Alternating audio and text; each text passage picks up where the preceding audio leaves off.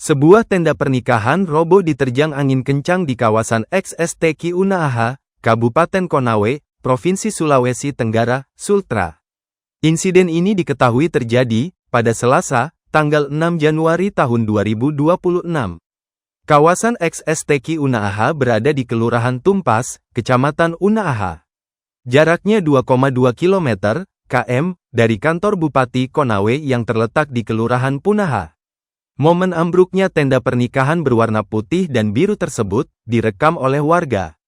Kemudian, video detik-detik robohnya tenda akibat angin kencang ini viral di media sosial Facebook usai diunggah akun milik Moms Aulia.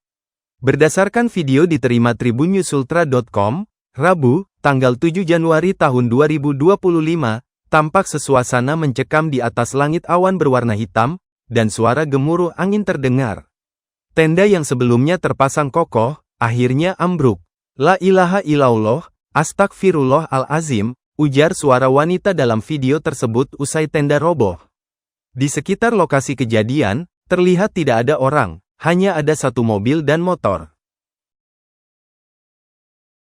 Download Tribun X sekarang, menghadirkan lokal menjadi Indonesia.